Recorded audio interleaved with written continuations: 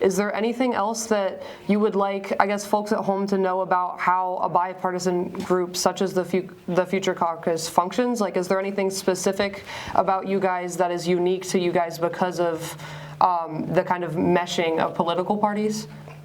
That's another good question.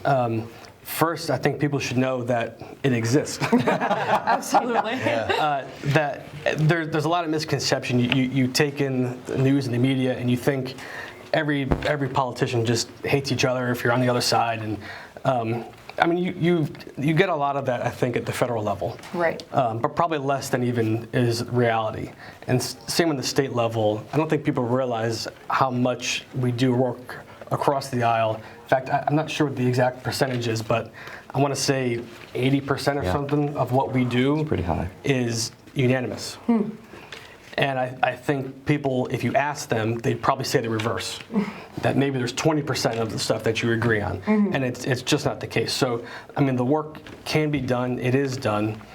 I think what's maybe unique about the Future Caucus and what we're doing is, you know, in the legislature and the committees, there's, I mean, to be frank, that's an imbalance of power. You have the chairs that control everything, and the difference with the Future Caucus is, as co-chairs, we're kind of on an equal level of deciding what to do as a committee. So we all have to agree, along with our Senate co-chairs, so there's 4 of us, agree on the policy that we want to work on together and push. So you have that agreement from the beginning.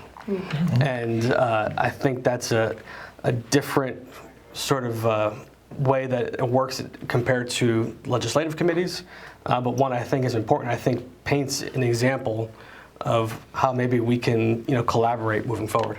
Interesting. Would you like to add anything to that? No, I think the good chair of the Future Caucus said it perfectly, summed it up perfectly. And look, I think the other thing is it's made up of young people, young legislators who are under the age of 42 or 40. Something. It's in the 40s. Yeah. I mean, you wouldn't think that there are very many of us in the legislature, but there's more than 25 of us between both chambers who fit that mold, and that's really important because we're coming from all kinds of different walks of life, both conservative and liberal, whatever the case may be.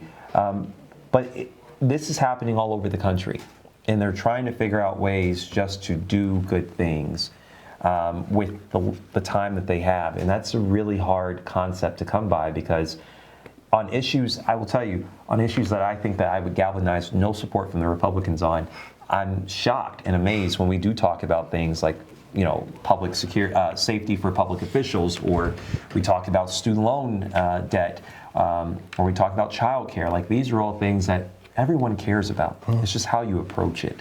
And it's much easier for us to have those conversations than, say, with other members of either person's party, because we see person and not necessarily the policy first. And sometimes when you see person first, the policy follows much easier. But it is an important caucus to have, and it's just hard to wrangle us all together at the same time.